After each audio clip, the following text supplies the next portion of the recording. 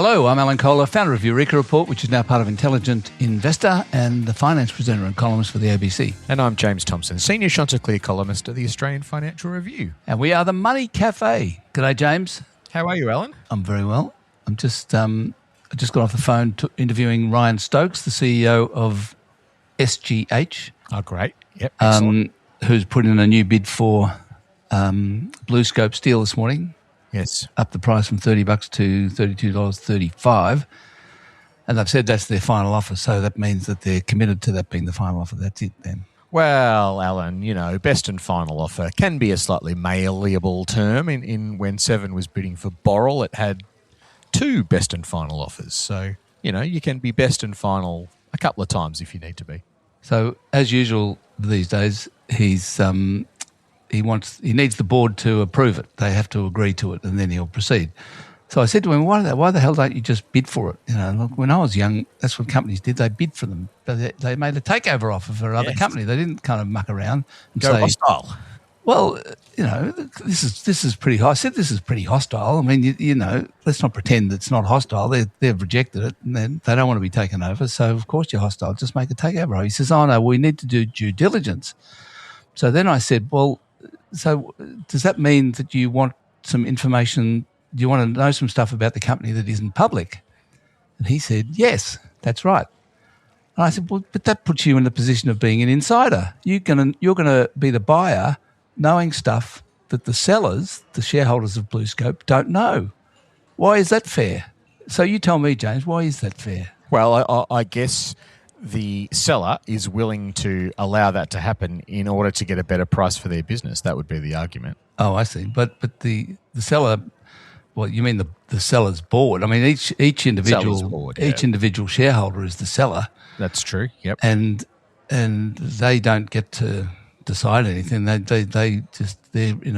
in a contest or in a transaction against somebody who will know stuff that they don't know. Yeah. But yes, they'll know stuff about the business they own. But I guess if you extend it that way, Alan, the sellers are always, the owner of a business is always in a bit of that position of not knowing as much as other people in the market, as their board representatives, for example. Only if they get to do due diligence. The buyer gets to do due diligence, which means they get to look at stuff that isn't public. Yeah, but what I mean, though, Alan, is that the management and the board are always in possession of that information. So I guess the owners are putting their faith in their representatives on the board to keep representing them in an appropriate way. So I guess that's how you get around that. Yeah. Anyway, I think the market's gone to $29 and something. Yeah, it's interesting. It's obviously the punters don't reckon that they're going to get it. Well, there's two big punters that matter here, Alan. Australian Super is the biggest shareholder, and the second biggest shareholder is L1 Capital, which is a big fund run out of Melbourne. They've both said they want something more like $33. So it's not the biggest increase. I'm not sure it's going to win the day, but let's see. I said to Ryan Stokes, why are you chiseling them? Why don't you just give them what they want? That's not the SGH way. They like to do the right thing by their shareholders and get a good deal where they can. So yeah, that's fair enough. Very good at it over the years too. That is fair enough. What did you think of BHP's result this week? Cracker. Yeah, cracker. I mean, I think that there's sort of two things going on inside BHP. One's the operational stuff. They just run this business really, really, really well. Their performance on costs and production every year in, year out, is excellent. Do you think they're a better business than Rio Tinto? Yeah, much better. Much better. I mean, I think from an operational perspective, Rio Tinto would say that they're still trying to catch up to what BHP's doing. And I think the thing about BHP's performance is it's over sort of, 5 to 7 years now. They've done an excellent job on the operational side. That they obviously had a big tilt. BHP had a big tilt at Anglo American to try and get their copper business in the last few years. That didn't come off. But what we're seeing is copper prices are exploding. BHP is the biggest copper producer in the world, and they're saying they can grow a lot more over the next, particularly over the next sort of 10 years, but even beyond that, with just the internal portfolio they already have. So I think that this is on Tuesday. It was a result that sort of brought together fair, 5 years of pretty hard work by Mike Henry, and he certainly was up and about after this result, and the shares popped in a way that's very unusual for a big company like that. Do you think we should start thinking of BHP as a copper company? Absolutely, yeah. I mean, copper's now more than half the earnings in BHP. The centre of BHP's universe, really for the last, 30 years, 40 years, has been the Pilbara in Western Australia and the iron ore business. It's now, really, it's somewhere in the ocean between the geographic centre is somewhere in the ocean between South Australia and South America. Particularly the big copper mines they've got in South America are going to be the heartbeat of this company for the next couple of decades. Right. And the iron ore business, I've got some real... iron ore prices have held up really well over the last couple of years. In the face of the Chinese economy's problems with infrastructure spending and particularly property spending. But I think... and BHP said as much yesterday, China's demand for iron ore is holding up because China's exporting a lot of steel to the world, either as actual steel or as electric cars. And I guess my question is, how long is the rest of the world going to accept this avalanche of cheap cars and cheap steel from China? I mean, we're already hearing rumblings about steel tariffs in Australia. There's talk of tariffs in Europe. So if those tariffs were to come in and China was not able to, overproduce steel and dump it on the rest of the world, then the iron ore price is coming down sharply. So the BHP recognises this. That's why they've moved into copper.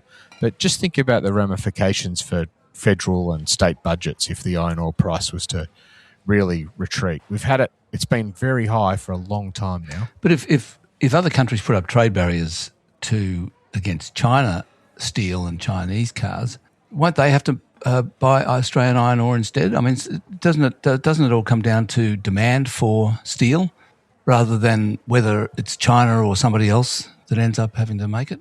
Yeah, but I guess what I'm saying is that the demand for steel in China is artificially inflated. China doesn't need to produce as much steel as it does. It's just producing that steel and shipping it around the world to keep its growth figures up around 5%. No, I understand, but presumably if it doesn't ship so much steel around the world, then the countries that currently buy it will have to make it themselves. I mean, unless they stop using steel. Yeah, but I think there's too much steel in the world. There's definitely too many electric cars in the world. Oh, is that right? There's too many electric cars. I think for the markets that want them, I mean, you can go to parts of Australia and find thousands of electric cars parked in areas where they're not selling. So yeah, right. Yeah. Anyway, it's an interesting sort of balance, but copper's definitely the name of the game now. Yeah, well, and I keep reading that there's going to be a massive copper shortage in 5 years' time. Yeah, 2035 is I think BHP said yesterday we need to produce another 10 million tonnes of copper around the world, and there's no signs of that happening. Is that right? Is that what he said? Yeah, another 10 million tonnes of copper by 2035. Well, they're sitting pretty then. Absolutely, yeah. That's why the price is going up and they're doing well. Yeah, and part of the reason there's going to be a copper shortage is AI. Yeah, he says segueing beautifully. Well, I've had a few family members tell me about your fierce argument with Matt Common, Alan. So, yeah, maybe you should tell the readers about that. Oh, it's just a week ago, or early last week. An article appeared on a website that looked exactly like it was on the ABC website, and it looked like an article. It wasn't written by me. It had somebody else's byline. I can't remember, some woman's female byline. And the article was about an argument that I apparently had with Matt Common on the set of 7:30 during an interview, and he stalked off. He threw his microphone down and stormed off. So the article was a couple of thousand words long, and there were pictures of me and Matt Common having this argument. There wasn't a video of it, but there were pictures, and it was AI. It was an AI fake. So, Yeah. I mean, I guess a lot of people wrote to me saying, "Is this true? Is this what happened?" And I had to say no. And so I wrote. So I used that as a lead into an article about AI on Monday. It's a great article, yeah. On Monday about AI, and because there were a few other things. Some bloke named Matt Schumer published an article named Something Big is Happening. Something Big is Happening. Last count, it's been viewed 80 million times, this article. So he's suddenly Matt Schumer's a big star now. Yeah, it's an interesting article. I mean, Schumer's a investor and AI entrepreneur, so he's talking his own book, that's for sure. And the article's very light on much data. It's more this guy's feelings, but he's making the point that he's a software engineer by trade, and basically AI has replaced his job. Particularly in the last 4 or 5 weeks, the advancements in the AI models, particularly from Anthropic, there's this called Claude, and also from OpenAI, have come along so far that basically we don't need computer coders anymore. And that's an exaggeration, but that's the sort of general idea of this article. And it says things like, basically this is the most important year of your working life because you need to decide whether you're going to sink or swim in this AI world. And it also very explicitly says, get your financial house in order. You shouldn't be taking on any debt because this is about to rip through the economy. So, it's sort of the AI doomy stuff we've heard before, but it's been amplified, I think, by this shift in markets where investors are looking at software businesses that have been huge winners for them for, the best part of 15 years. And they are thinking, hang on, is AI going to totally destroy or replicate what that software business does and basically put it out of business? And Alan, this has become the biggest narrative on markets. Very quickly, we're seeing, software over the last 6 months, software valuations are down 25%. Some of them are much worse than that. Every member of the Mag 7, the Magnificent Seven in the US, are now down year to date. I think that's except Google, isn't it? Or Alphabet. Yeah, sorry, yes, except. I think they're all down now year to date, but in the last little while, Alphabet has done very well, you're right. So you've sort of got this dual AI fear now. The bears are worried that AI is going to wipe out all the software companies, but they're also still worried that there's too much capex too much investment being thrown at AI because the bills, the amount that, the Googles and Microsofts and Metas of the world are spending is just skyrocketing. So it's a fascinating moment. And then besides that, you've got everyone worrying about their job and deep fakes. And is Alan going to start boxing on with Matt Common in the metaverse? Yeah. So the world has changed. I think it isn't the case any longer that we can say, the world's going to change or it is changing. It has changed. It has changed, yeah. In a very significant way. I mean, I read something else after Matt Schumer's article that basically said, in quite articulately, human beings are no longer the most intelligent creatures on the planet, which is, obviously intelligence has been human beings, secret sauce. Yeah. That's the reason, that's why we dominate. Been our thing. Been our thing, intelligence. And suddenly, there's now these things that are more intelligent than us. And that's a big deal, right? And the other way to look at it is that the cost of intelligence is falling to zero. And so in some ways, in every industrial revolution, it's the sort of the core of an industrial revolution is the decline in cost. So when the first industrial revolution happened, the cost of producing garments collapsed. Then there was the railways that reduced the cost of transport.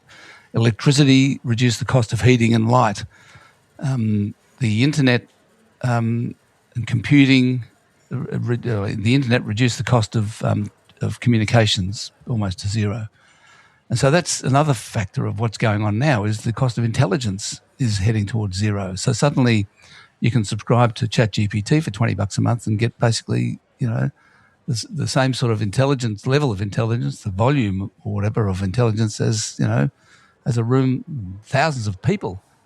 So it's and whatever they cost per hour. So that's a big factor in what's occurring. Yeah. And the problem for the stock market is the investors. Nobody really knows how this is going to play out. Nobody's got any idea anymore. No, and yeah, nobody can even. Nobody's got any idea. So it's very hard to take a stab at what a software company is going to be worth. Yeah, it's just so hard to work that out. And it's best to be, in some ways, best to be on the sidelines. Yeah, maybe. I see a report today from a broker saying, "Oh, technology one is a buy now because it's come down enough, and there we are. It's now in value." Well, really? I mean, who knows? Who knows? Yeah, it's very difficult for investors. I mean, yeah. To the broker's point, though, there is opportunity in this because some of these things will find their way, and some software companies will harness AI and improve their products with it. Yeah, some won't. So you've really got to sort through all this. It's a tough time to be an active investor. Yeah, I was talking to someone who's in the AI business this morning, and talking about whether it's going to be a winner-take-all business or not, as kind of the internet was, with Google basically collaring all the search. And it's always felt to me like AI won't be a winner-takes-all because it's so competitive. There's so many of these models being produced, and they're all competing like mad with each other, and they're quite specialised. But and it comes to, and you think, and this guy said to me, "Well, actually, Google's Gemini is really good. Gemini is amazing." So everyone's talking about ChatGPT and Claude, but actually Gemini is very, very good. And Google is, and the reason the Alphabet share price is going up is because Google's kind of fully integrated. It's got everything. It's making the chips. It's doing everything now. So maybe Google does win. I don't know. I mean, but maybe. Maybe. But the thing is, nobody knows. I mean, Anthropic, Claude's seems to have computer coding wrapped up. So yeah, I don't know. It does, but there's a great interview that the CEO of Anthropic, Dario Amodi, gave, and he sort of made the point. We could make a miscalculation about how much we should spend in 1 year over the next decade, and that could just bankrupt the business. And so these things are still pretty finely balanced. Yeah. Heavens above. Amazing. It's amazing world. I can't. I don't know. Maybe there's recency bias in this, of course, Alan. But I can't quite think of a story quite like this. Oh no, there's no doubt about it. There's nothing. There has not been in my lifetime. There's been nothing like this, and it's rapidly becoming an economic story. Really, it's not. I don't think it's a technology story anymore. Although obviously it is as well. Yeah. But the economy, it's clear to me now that the economy is going to have to be restructured in some way. I don't know how. And I mean, I don't think there's any government that's really getting its head around. No. Getting its head around what are they going to do? Yeah. Because, yeah, you can see. I think you can sort of see where this is going. If there is a spike in unemployment, it doesn't even have to be sort of necessarily a big spike. There'll be calls for regulation and to slow this down. I just don't see how that's possible. History says that technological changes don't get slowed down because that's not the way sort of competition and capitalism works. So. Well, also that's right, because it's also a matter of national sovereignty as well. I mean, you can say that we should slow it down, but some country's going to do it, namely China, or like if Google or Anthropic has a problem with regulations in the US, it'll shift to the Bahamas or whatever. I mean, it'll be like tax avoidance. Yeah, maybe. You can say companies and rich people ought to pay their full rate of tax, but Cook Islands or the Bahamas are always going to say you don't have to pay tax. Come here and you don't have to pay tax. Maybe, yeah. Yeah. Should we do some questions? Oh, I just want to mention something about the coalition's changer. Of course, yeah. I just think, I mean, this is a business or money podcast, but so we're not going to talk about this. We're not the politics cafe. But I just don't think enough is mentioned when these kind of things happen, when somebody gets knocked off as leader. I don't think enough is made of the salary, because what happened to Angus Taylor was that he got a pay rise. Right. From $300,000 a year to $442,000 a year. I mean, that's a big pay rise. Yeah, right? Sure. So, I mean, and he's got a family. He's probably got a mortgage. I mean, like all of us are trying to get promotions and pay rises all the time, right? I mean, this is just what you do. And so, well, that's one way to think about it. And I don't look. I'm not saying that he's entirely motivated by the salary. You know, of course not. But I just think that we ignore. I think we wrongly, completely ignore salaries in this. Yeah, no, fair enough. Because the backbench, a backbench MP gets $239,270 a year, which is it's okay. I mean, it's probably decent, but it's for most of these people could earn much more. Yeah, and part of the reason they want to get in the ministry, whether it's a shadow ministry or the main ministry, is because they get another 100,000. Yeah. And then if they become leader of the opposition, it's another 140,000. Thanks very much. Well, I didn't know those figures, Alan. So you've enlightened me. That's for sure. Is the change of leader going to help the Liberals at all? Oh, who knows? I mean, I think the Liberals have got far more fundamental problems than Susan Lee's character. I mean, really, they own, what is it, 9 out of 88 urban seats in the country. They can't get back into government unless they win back the urban seats that they lost to the Teals. Well, the reason the Teals got those seats is because of climate change.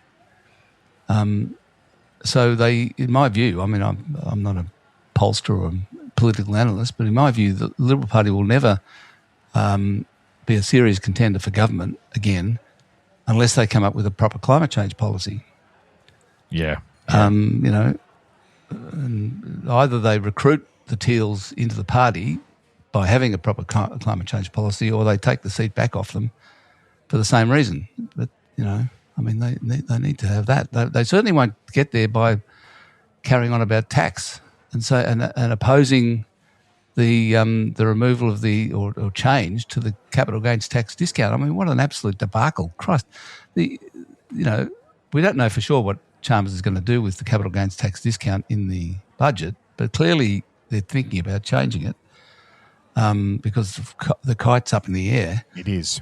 So either they're going to halve it to 25%, which is what Shorten wanted to do in 2019 and 16, or go back to CPI adjustment maybe. Yeah. But apparently Angus Taylor is going to absolutely oppose it. Well, I think the budget looms as a pretty big moment. Some budgets are pretty boring. I think this budget needs to do something for Labor, and it definitely needs to do something for the coalition. They need to use it as a springboard to say, here's our plan. But Labor's really got the pressure's on Chalmers to come out and Albanese to do some drive some reform that actually might take a bit of pressure off inflation and allow the economy to grow more than its current speed limit.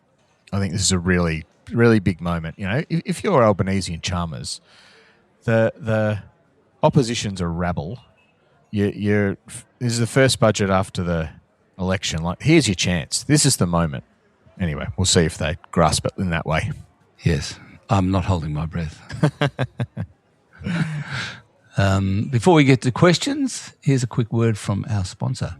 When markets wobble, discipline matters. The Intelligent Investor Select Value Share Fund is built for times like this, when valuations are being tested. It applies an active valuation-first strategy looking for opportunities in Australia and overseas as conditions become more selective. For a limited time, you can invest in the fund with no brokerage fees or buy-sell spread costs directly through Intelligent Investor. Visit offer.intelligentinvestor.com.au/IISV to learn more about the fund and whether it's right for you. Now, we've got far more questions than we can possibly answer, as usual, so we'll have to pick and choose a bit. Thanks to all the listeners. We love them. Yeah. What do you think? You want to start? Yeah, I'm going to start with Andy because he does make a point. He's a bit of a passive-aggressive point. He says that considering you are all journalists of some description, that's in quotes. Journalists in quotes. In quotes. Perhaps you should do some research on the effects of climate change on the economy and business. So some questions to start us off. Which companies are investigating the effect of a 2-degree increase in temperature on their bottom line? What are companies doing to ameliorate these effects and protect their share prices? Is there any research published in peer-review economics journals, perhaps meta-analysis along these lines? Maybe spend 5 minutes talking about what is possibly the biggest ever risk to corporate profitability. Well, I'm in furious agreement with Andy. I think that there isn't anywhere near enough being done among both companies and governments to think about what are you going to do when the temperature goes to 2 degrees above pre-industrial age, because that's what's going to happen. Yeah. And apparently, according to the scientists, it's going to be catastrophic. That is really 2 degrees above, late 19th century temperatures, average temperatures, is really bad. Yeah, I in terms of which companies are thinking about this most, Andy, my view would be the insurers, because they're dealing with the one of the outcomes of climate change in their businesses all the time. Just Suncorp's result was out on Wednesday morning. I think they had 10 natural peril events in the December half, which is a pretty extraordinary amount when you think about it. And Steve Johnston, the CEO there, says, we're spending hundreds of we're spending millions on climate mitigation at the moment. We need to be spending billions. It's that simple. There's a lot of pressures on the budget, but this one is falling by the wayside. Yeah. So I think there are definitely companies out there thinking about it, Andy. Possibly the biggest ever risk to corporate profitability. I mean, that's a fair point. But I guess it's a bit like the AI discussion. It's just difficult to play through what that looks like in 5, 10, 20 years' time, and how you should price that. So I think a lot of people are just ignoring it, basically. Yeah. Because they don't know, because they can't be sure what's going to happen. Although you can be pretty sure. But yeah. But Andy's right. I mean, the conversation around this has changed. 3 years ago, every corporate presentation started with something on ESG. I don't see much of it anymore. No, that's right. Everyone's worried about AI. Yeah, that's right. It's a bit more of a pressing problem. But yeah, I mean, I think that bubbling away underneath it all is climate change, and I think Andy's right. Yeah. Carla says, thanks for the podcast. My husband and I have an SMSF with shares, cash, land and Charter Hall trusts, so well diversified. Good on you. We are in our mid-70s, planning to wind up the super fund and change to an industry fund, which is a very interesting and unusual thing to do. Can you please give us advice regarding choosing a fund? The answer is no. Well, my advice would be have a look at their returns, the returns over the past 12 months, 5 years, 10 years, because although the past returns don't, as they always say, aren't a guide to future returns, it's all you got, really. Yeah. And the other thing I would look at, Carla, is go through a few of the funds and look at their sort of target allocations for their balanced option. There is some differences. I was looking the other day, one of the big funds has, I think it's 35% of the balanced fund in international equities. One has 23% at the moment. One has, 5% in private equity. One targets 10%. Those are quite substantial differences. So I think you do want to be, if you're going to jump in the balanced fund or whatever fund whatever option you're going to take, you want to understand what you're getting into. That's the general advice we could give. Yeah, I agree. James says, I've been following the ongoing debate about inflation and interest rates, and I'm struck by how narrow the public conversation can be. James says there's not enough focus on the supply side, and says we need to look more at sellers' inflation, which occurs according to economics professor Isabella Weber and her work in concentrated markets where companies can lead price rises rather than merely responding to higher costs. It makes James wonder, why is this angle taken more seriously in policy? Once upon a time, big companies had to appear before the Price Justification Tribunal to justify significant price increases. My question for the show, should Australia revisit something like the tribunal or a modern equivalent, particularly in highly concentrated sectors, to test whether price rises are genuinely cost-based? Yeah, well, it's interesting. The Price Justification Tribunal I thought was great, and it was absorbed by the ACCC eventually, and I think the ACCC is now not really kind of engaged in that kind of activity. I'm just trying to remember the Price Justification Tribunal. The deal was if you had a turnover of a certain amount, I think it was 20 billion, that you had to go to the PJT before you put your prices up to get them to tick it off. Right. So I think that's fine. I mean, let's do that because we don't do it anymore. We used to do it, and we don't do it now. And it was interesting the other day. The ACCC pulled over Coles for that. You wrote about that, didn't you, James? Well, there's this court case going on at the moment where the ACCC's taken them to the federal court over their discount approach strategies. So, yeah, I mean, I guess we do get a bit of that action. But it's always after the event. Do we need a body to set prices? I mean, is that? No, you just got to justify them, that's all. I mean, look, some prices are kind of regulated. I think, electricity companies have to go along to the energy regulator and ask if it's okay to put their price up, don't they? Yeah, it's a tough one. So, look, some prices are regulated, some are not. I mean, I think there are some industries in Australia that are very concentrated, and such as supermarkets, and they do have a lot of power. Yeah, James makes the point the corporate sector would howl with protest, and I think that's right. So yes, they would. But yeah, maybe there's merit to it. There is. What about Mike's question, Alan?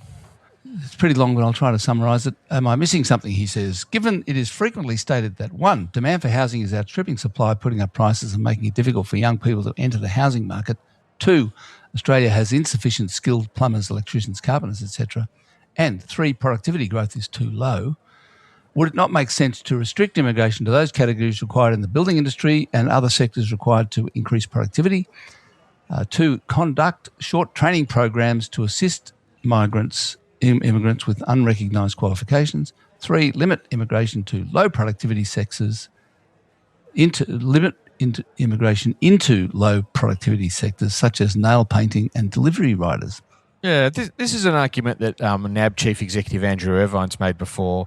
Like, we want immigration to continue, population growth's good for the economy, but if we've got a problem like a housing shortage, why aren't we directing more of the immigration towards that sector and doing things like, as Mark suggests, faster recognition of skills or testing of skills or, direct importing of skills? I mean, I think there's probably something to that, isn't there, Alan? Oh, yeah, there is in theory, but the trouble is that, firstly, the biggest component of our immigration program is foreign students, and they are recruited by universities and colleges using agents in countries largely in countries whose trade qualifications are not recognised in Australia. So we've got this body called the Trade Recognition Council, or whatever it is, in Australia, and they kind of determine whether a country's, among other things, they determine whether a country's trade qualifications can be recognised in Australia. And so during the big wave of immigration that happened in the 50s and 60s, most of the immigrants came from Europe, and the trade qualifications of Italy and Greece and France and so on, and the UK were recognised and still are in Australia. So they came out and they were tradies immediately. But the trouble is that most of the immigrants now are from countries whose trade qualifications are not recognised. So there would have to be a shift in and the trouble is I think that there are good reasons for not recognising the trade qualifications in some of those countries because their buildings fall over. Well, yeah. I mean, so I think there's kind of it's complicated, right? Of course, simple. But like, yeah, it's complicated. But government should be able to chew gum and walk at the same time, shouldn't they? I mean, the trouble is that if they don't have the foreign students as being the biggest component of immigration, which is what it is now, then the government would have to pay for the universities, right? Because the universities are funding themselves with foreign students, right, at the moment. Yeah. And so what would happen is the universities would all go broke and they'd have to sack everybody and they wouldn't be able to do any research anymore. And so that'd be a massive change to the tertiary education sector in Australia, which which nobody's really up for. Yeah. And also, the hospitality sector would fall over if there weren't any if there weren't any migrants and holiday and backpackers and the fruit pickers. I mean, all these people. It's true that we don't have enough tradies coming in, but if we shifted from what we have now to tradies, then the fruit wouldn't get picked and the meals wouldn't get delivered. Alan, surely there's a and the nails house and the fingernails wouldn't get painted. Oh, surely imagine that. Surely we can have the best of both worlds. Surely there's a bit of grey. I'm gonna go down to David's question. He's been helping his mother renew her car insurance. He won't name the company she uses, but they advertise a lot, and their name rhymes with Chewy.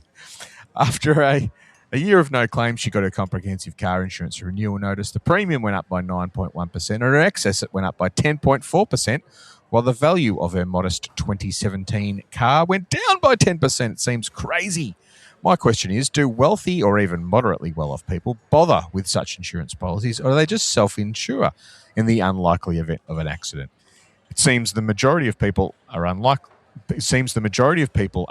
to make a claim are subsidising the minority of people who make regular claims. I'm sure you know plenty of rich people. Can you do a survey? I don't know anyone who self-insures their car, I must confess. No, I don't. I certainly don't know anybody, and I certainly don't do it myself because it's just too hard. I mean, yeah, I can give David some help from speaking to Suncorp CEO. So he says inflation, it's 3.8%. In the insurance game, it's running at about 4% higher than that. So that's sort of 8%. There's a couple of problems on the motor side. We've got labour is still expensive. Specialist panel beaters are still expensive. Parts are expensive. And that's being exacerbated at the moment because we've got a whole bunch of new Chinese car brands in the country that haven't really established their supply chains. It's expensive to get the parts for those businesses. Apparently they don't send out parts with the cars. Yeah, so if you crash your Chinese EV, you've got to get the parts from China. Yeah, so that's adding to costs. So that's a bit of an unexpected one. And then on the home insurance side, there's two big ones. Plastic pipes bursting and creating water damage that goes throughout a home. And the other one's lithium batteries, which in the event of a fire are exacerbating the damage. The average house now has 26 lithium batteries in it, Alan. So that's become a problem. And really? Basically, we're paying for that. Just trying to think, have I got 26 batteries? Well, when you consider all your phones and other rechargeable devices, yeah, even aside from your Ryobi whippersnipper or whatever it is. So what happens if the house catches fire? All these lithium batteries that I've got blow up, do they? They tend to make the fire worse. Yeah. Yep. Oh, so geez. Yeah. So there you go. That's what's happening. It doesn't feel very fair. David, and now I think what are our health insurance premiums going to go up by 8.5%, some large number as well. So above inflation, I think it's 4.5%.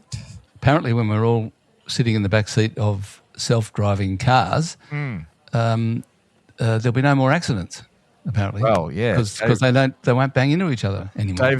Dave's mum will be fine then. So yeah, it'll be great. Hold on, 4.4% is the rise in her. It'll be great. And so if you're in a self-driving or autonomous EV, insurance costs will be very low because it won't have any accidents, apparently. There you go. Alan says, AK, do you have a line of merch? The answer is no, I do not. Oh, need to get one. Maybe We could get T-shirts with That's Finance. Or Money Café T-shirts. Yeah, Money Café T-shirts. Number 2, he says, I see people lining up around the country to buy physical gold. Why are they buying physical gold? Is there not an online electronic way to own the exact same gold? And if so, why are these people still opting for the physical gold option? My hunch is that people are buying physical gold because it can potentially skirt around capital gains tax. What say you on the topic? Firstly, I don't think you can skirt around capital gains tax by buying a bar of gold. I think that if it goes up in price and you make a capital gain, it's taxable.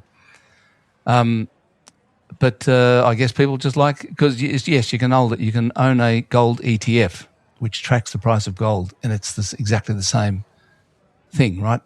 Right, James? It is, yeah. That's the other option. But some people just want the physical shiny stuff. They do. The government can't get it, and it's that's in this sort of debasement trade where you're trying to have a store of value completely outside the hands of governments and central banks. What better than owning the gold and sticking it in your safe or above your mantelpiece or wherever you decide to stick it? There was another question which remarked upon my rant recently. I don't know if it was with you, James, about how physical gold, the price is set according to the derivatives market. So even if you buy physical gold, you're still speculating on the futures market.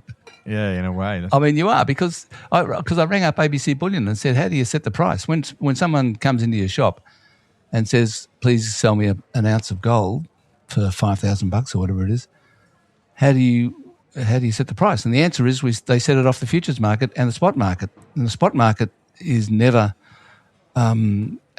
results in physical transfer of gold. It's always because it's a 2-day delivery and nobody ever delivers the actual gold in the spot market. So both spot and futures markets are speculative on paper.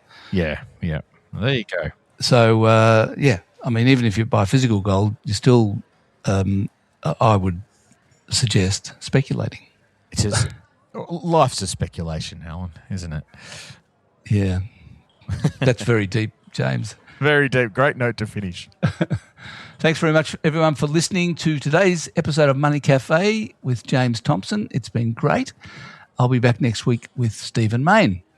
Send in your question to themoneycafe@eurekareport.com.au. Until then, I'm Owen Kohler, founder of Eureka Report and finance presenter and columnist for the ABC. And I'm James Thomson, senior Chanticleer columnist at the Financial Review. Talk to you soon.